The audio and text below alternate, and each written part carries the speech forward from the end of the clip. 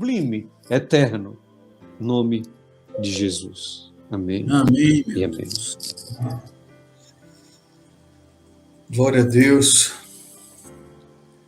Meus queridos, eu não sei se vocês estão acompanhando, né? Mas hoje pela manhã eu assisti à abertura dos trabalhos da Conferência Geral que está acontecendo lá em St. Louis. E eu confesso que eu fiquei arrepiado, muito emocionado, vendo aqueles homens de Deus se revezando no púlpito. Todos eles chegavam para falar, falavam um pouco, oravam, falavam mais um pouco, oravam, depois vinha outro, orava, falava um pouco, orava, e todos orando pelo mesmo objetivo, do derramamento do Espírito Santo sobre a igreja. Isso me arrepia, me deixa empolgado. É a nossa liderança lá em cima, clamando a Deus para que Deus abençoe a sua igreja com o poder do Espírito Santo.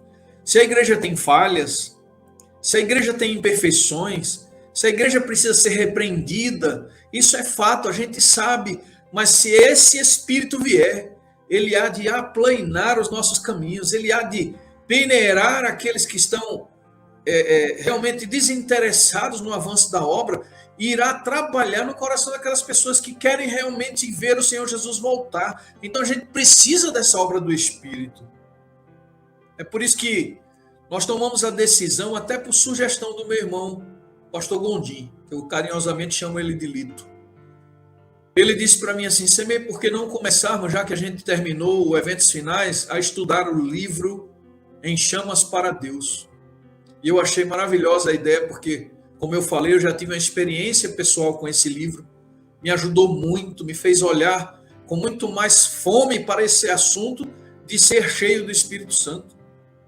Então, nós vamos começar a conversar um pouco a respeito do primeiro capítulo desse livro, Em Chamas para Deus. Se você não tem, eu até aconselho você, procura na internet, baixa em PDF. Se você quiser comprar pela internet, também tem aí. Então, esse é um livro que vai fazer uma diferença muito grande na tua vida.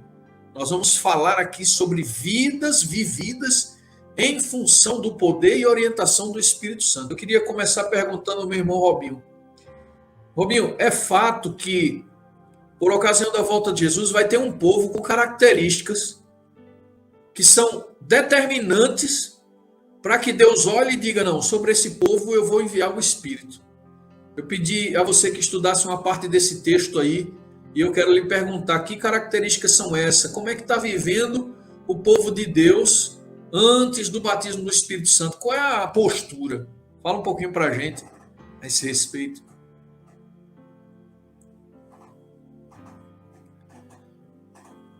Eu acho que está fechado o teu áudio, Robinho. Eu creio que um dos mais preciosos exemplos que nós podemos encontrar na palavra de Deus, como um ser humano que recebia o Espírito Santo, estava cheio do Espírito Santo. E ele pode nos dar uma grande lição, não por suas palavras simplesmente, mas pelo seu estilo de vida. O João Batista, um homem cheio de humildade, eu creio que isso é imprescindível, a ponto de dizer que aí vem aquele que eu não posso nem mesmo desatar as suas sandálias. A autoridade que esse homem tinha, o fato dele se isolar para buscar ao Senhor. Quantas lições preciosíssimas nós temos na vida de João Batista. Mas a palavra de Deus nos diz em Provérbios 4:18, mas a vereda dos justos é como a luz da aurora, que vai brilhando mais e mais até ser dia perfeito. Eu estou falando para alguém aqui que está meio desanimado, ou mesmo que olha para o exemplo de João Batista, um homem cheio de autoridade, de poder em suas palavras, e se acha tão distante desse exemplo. Saiba que a sua luz ela vai aumentando, e vai aumentando até ser dia perfeito. Nós temos que crer nisso com toda a força do nosso coração, que nós podemos estar cheios do Espírito de Deus. Existem lindas promessas no Novo Testamento, mas eu quero ler um dos versos que sou mais apaixonado, que é João 14:23, que nos diz assim, Jesus falando, se alguém me ama, guardará a minha palavra, e o meu Pai o amará, e viremos para ele, Jesus e o Pai, e nele faremos morada. Então Jesus nos fala que ele enviará o Espírito Santo para essa geração, mas ele fala também que ele também virá e Deus também virá, então nós temos poder suficiente para realizar as obras celestiais, pela garantia da presença do Espírito Santo, de Jesus Cristo e do Pai eterno em nossa vida. Não podemos desanimar jamais, sabendo que essa promessa, ela é real e vai se realizar, e está já se realizando. Resplandeça então para Deus. A sua personalidade com o Espírito Santo é cheia com a beleza e a presença do Senhor, que os outros sentem de maneira instintiva que Deus está com você, Ele anda com você. A sua face chega mesmo a ser uma face iluminada.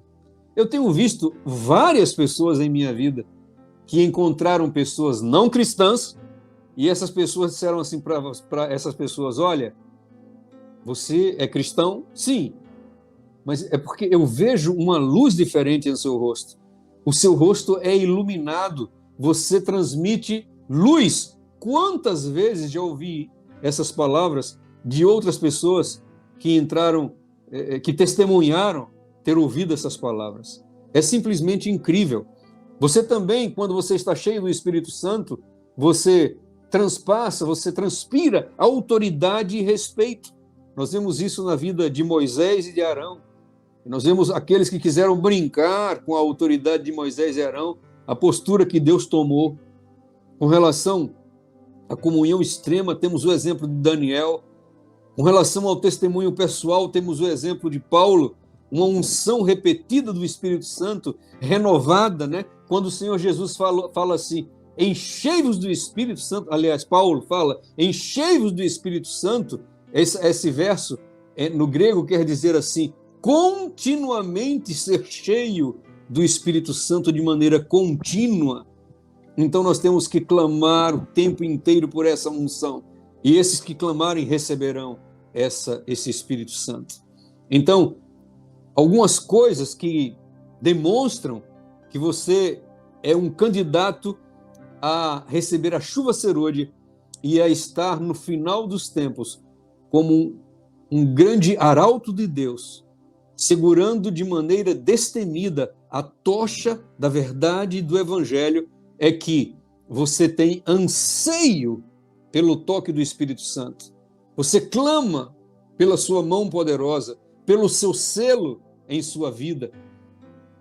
As pessoas que buscam o Espírito e podem ter a garantia de receber esse Espírito são pessoas que olham para a vida de White, olham para a vida dos pioneiros, olham para a vida dos grandes pregadores como Wesley, Whitefield, Finney, Moody, e veem o poder como esses homens pregavam, homens que às vezes mal abriam a sua boca e as pessoas na igreja já caíam no chão, aterrorizados em como poderiam ser salvos, em como se livrariam da justiça de Deus, da ira de Deus. Pessoas que choravam, que gritavam, que clamavam pela misericórdia de Deus, quando esses homens simplesmente eles abriam a boca para começar a pregar. Quando você deseja no seu coração ser como esses homens foram, ter essa vida que esses homens tiveram, você é um forte candidato a receber a chuva serôdia no final.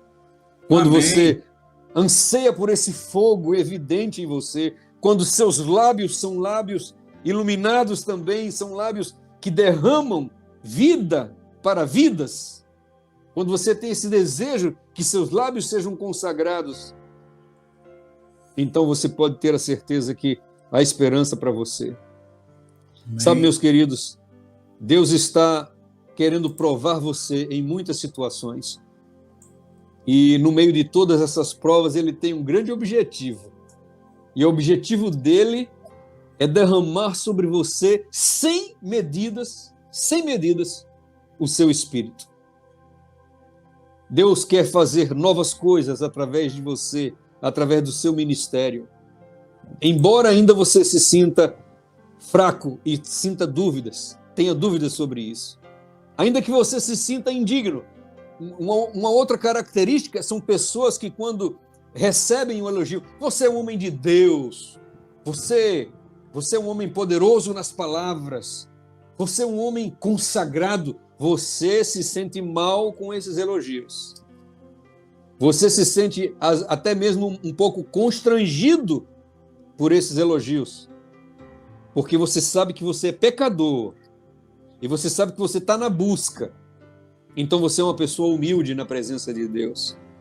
Sabe, queridos, e quando você finalmente participa da angústia de Jesus Cristo, quando você participa do ministério da angústia, assim como Jesus angustiou-se, assim como Jesus sofreu por ver as multidões perdidas, desbaratadas como ovelhas sem pastor, e ele angustiou-se por essas pessoas. Quando você olha para o mundo e você olha para toda essa miséria, para esses lares destruídos, para os filhos viciados, para os jovens perdidos, para os casamentos quebrados, para filhos contra pais e pais contra filhos, para as multidões desesperadas sem saber para onde ir.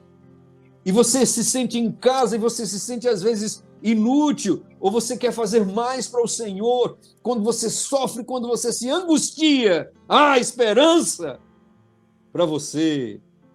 Amém. O Senhor te olha com muito carinho, porque você é participante do ministério da angústia de Jesus Cristo. Eu lembro, Semei, de um filme sobre uma escola que foi atacada por terroristas e uma menina muito consagrada, ela tentava se envolver de todas as maneiras na escola e ela tentava salvar as pessoas, mas as conversas eram banais, as brincadeiras eram sensuais, havia muito de erotismo na escola, muito de mundanismo, e ela buscava salvar. Essa menina era cheia do Espírito Santo, e no final do filme, antes de morrer, eu não esqueço nunca essa parte desse filme.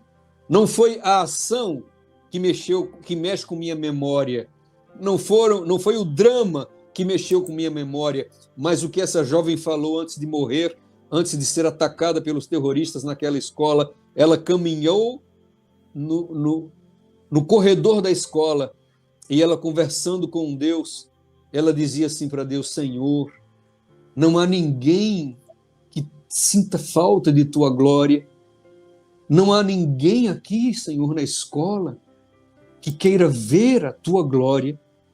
E aquilo foi muito emocionante, e até hoje eu me emociono, porque essa é a dor de todo aquele que tem fome e sede de justiça, todo aquele que clama pelo Espírito Santo, todo aquele que quer ser usado. Essa é a dor, essa é a angústia. E louvado seja Deus, porque Ele permite que nós sejamos participantes dos seus sofrimentos. Então, Semei, há muita coisa, pastor Semei, pastor Gondim, para ser falado sobre como saber que está no caminho certo para receber a unção. Há muita coisa, mas basicamente foram esses itens que nós conseguimos selecionar aqui. Muito bom, Robinho. E quando você estava falando, eu estava na minha mente o tempo todo esse texto que você citou agora no final, né? Bem-aventurados aqueles que têm fome e sede de justiça. A promessa é: porque serão fartos. Então a gente já tem uma promessa para essas pessoas com essas características. Deus prometeu conceder a essas pessoas a justiça. Se elas sentem sede, se elas sentem fome, se elas querem, como você disse, se elas sofrem pela condição do mundo, pela condição da igreja, se elas sonham em ter um ministério pessoal mais poderoso, que possa salvar mais pessoas, se isso está na cabeça dessas pessoas, então alegre-se, paz de espírito, porque você é, como disse o pastor Robson, um candidato muito certo para ser usado pelo poder de Deus, porque o seu interesse está voltado aos outros. Eu diria, Semei, Eu diria que é uma montanha-russa de emoções entre júbilo de ter o Espírito e angústia por ser participante dos sofrimentos de Cristo. É isso aí. É isso aí. Louvado seja Deus. A gente sabe que a Bíblia mostra a pessoa do Espírito Santo, muitas vezes apresenta a pessoa do Espírito Santo de várias formas, né? Símbolos diferentes. Mas hoje eu gostaria de pedir a Lito que falasse para a gente para que é que Deus compara o Espírito Santo ao fogo.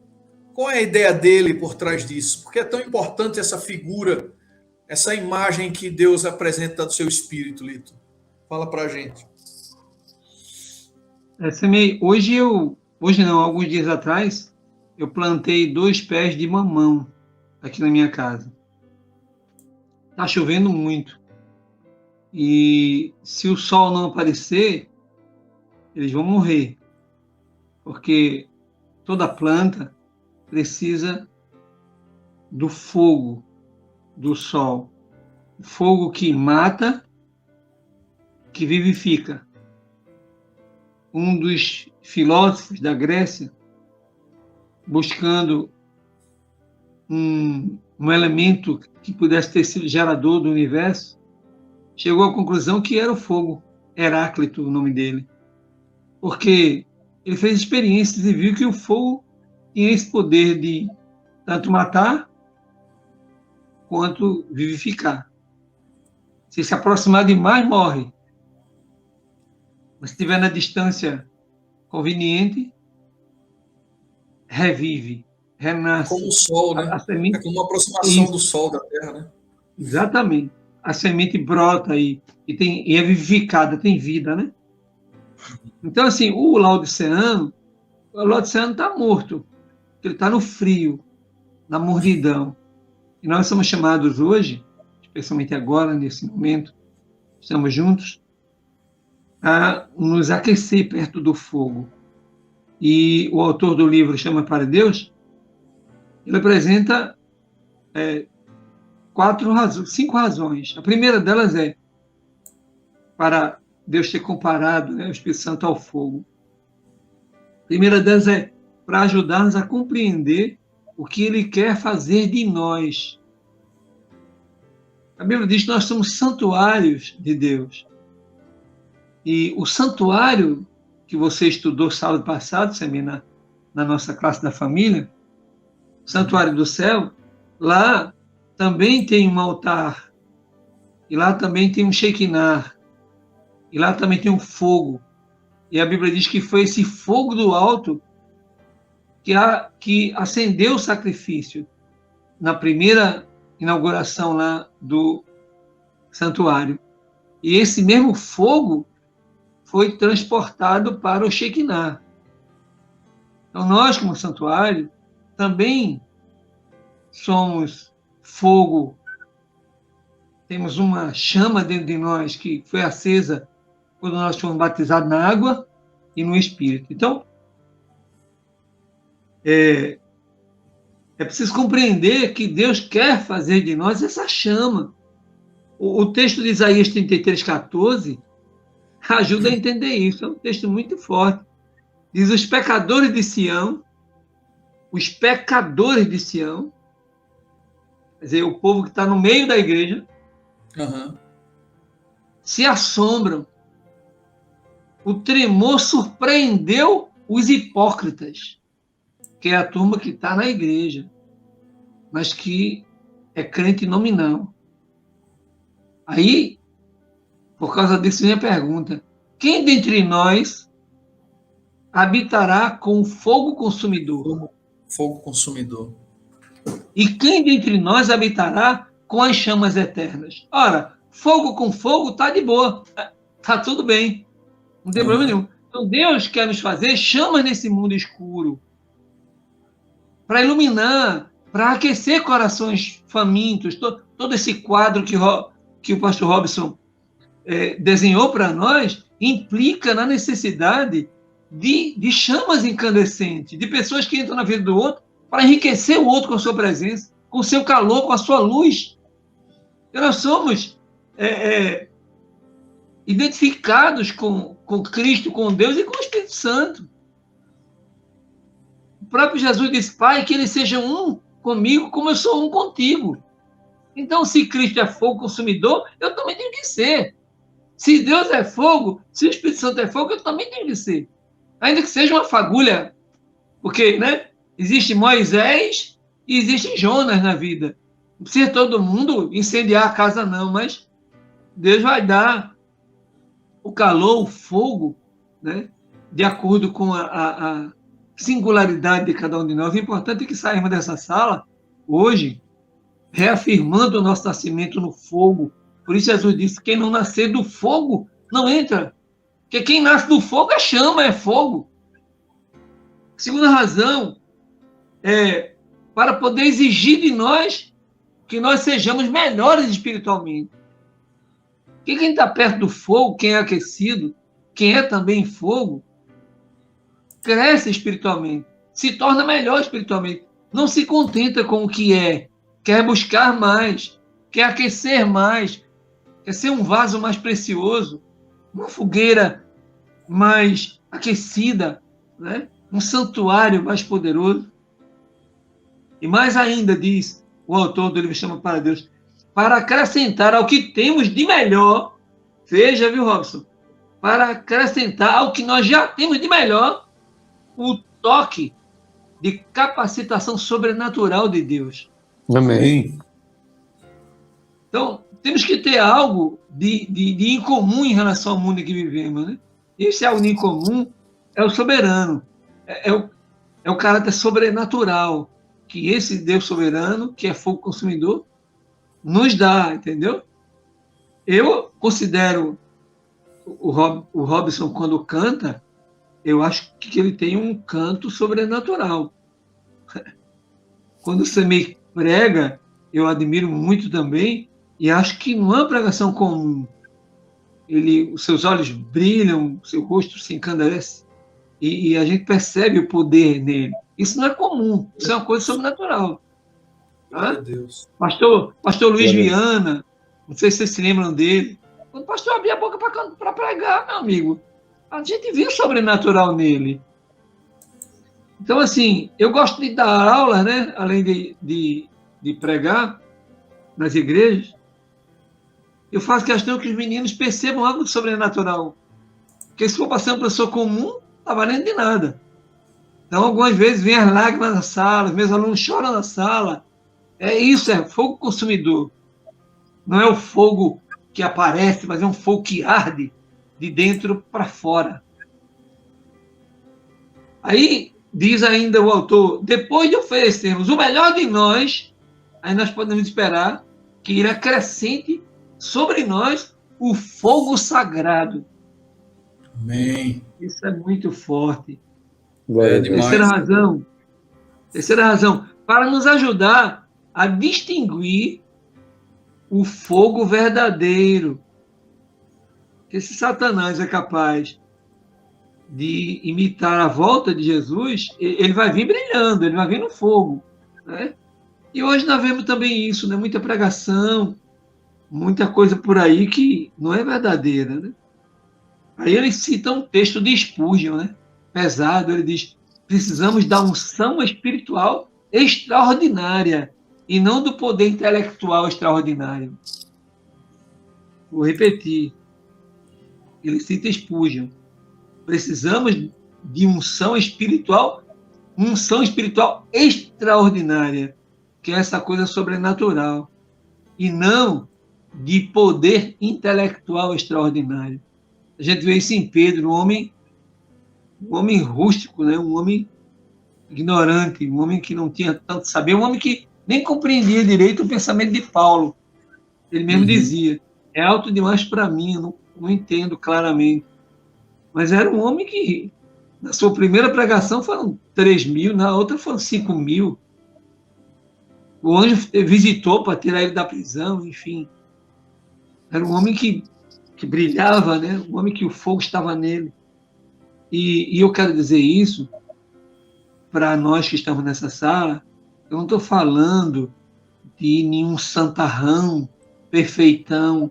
Eu estou falando da gente que está aqui na sala, de pessoas imperfeitas, mas que, sabe, o coração arde, porque quando Davi fez todas as coisas que fez, porque era um homem comum, um homem cujo coração era carnal, como de todos nós, e todos eles, desde Moisés até Paulo, todos tiveram suas fraquezas. E Deus usou esses homens fracos.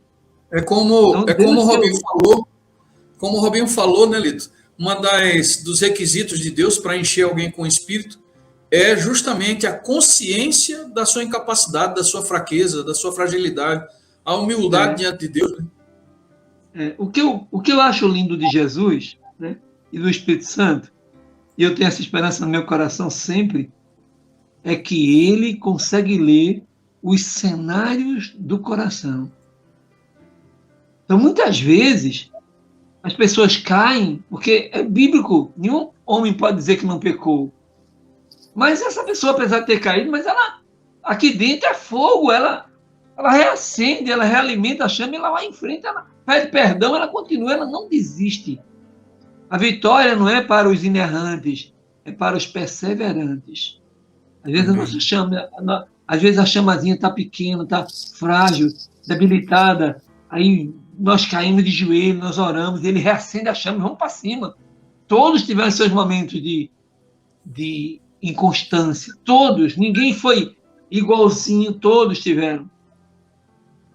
Quarta razão, para cumprirmos o seu propósito ao nos ter criado, porque Deus nos criou para sermos fogo, né? Porque ele usou o fogo para criar tudo. Foi a partir do fogo, né? O sol, a chama do sol. Então Deus é fogo consumidor. Ele mesmo era fogo, é fogo consumidor. E a partir dele tudo veio a existir. Porque ele diz, eu sou Senhor da morte e sou Senhor da vida. Como o sol, né? Que ele deixou também como exemplo para nós. Então Deus criou a mim e a você para ficar cheio e ser ungido pelo seu Espírito. Ele criou a gente para isso. Satanás veio, dominou esse mundo e desconfigurou toda a população mundial. E a partir do contato com Deus, dessa renovação, desse recomeço, e agora na nova aliança, a partir da conversão, do novo nascimento, por isso que ele diz que quem não nascer da água e do fogo não entra e nem vê o reino do céu, é porque esse nascido, ele começa uma nova etapa na sua vida. Uma etapa iluminada, né? Vós sois a luz do mundo. E a quinta e a última é para que nenhum cristão, olha só que coisa profunda, é para que nenhum cristão fique satisfeito como servo de Cristo sem que receba essa capacitação divina, sem que tenha o brilho, o fogo e o poder do Espírito. Diga amém? Amém. Aí vem o texto com o qual eu termino, Isaías 60, verso 1, que diz, levanta-te, resplandece, porque já vem a tua luz, e a glória do Senhor vai nascendo sobre ti. Esse é o desejo que está no íntimo do meu coração, e eu sei que também está no coração de Deus, de Cristo e do nosso amado Espírito Santo, que nos convence do pecado, da justiça e do juízo. E que cada manhã nos dá a porção de fogo que nós necessitamos para viver e para testemunhar deles através da nossa própria vida.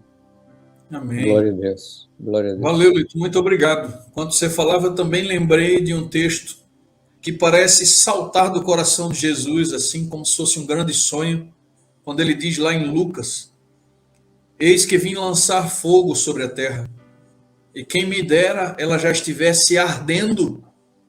Esse texto é incrível, porque quando você vai ler o que o texto realmente quer dizer, ele tem dois significados ali, o fogo do sofrimento, da aflição, e o fogo do Espírito Santo, porque o Espírito Santo é o moderador, é aquele que leva você para a fornalha, mas não deixa você ser destruído pelo fogo, né? Então, o que Cristo quer ver é isso, é a gente ardendo, é a gente no meio do sofrimento, mas tendo o caráter aperfeiçoado, renovado pela pessoa do Espírito Santo. Louvado seja Deus.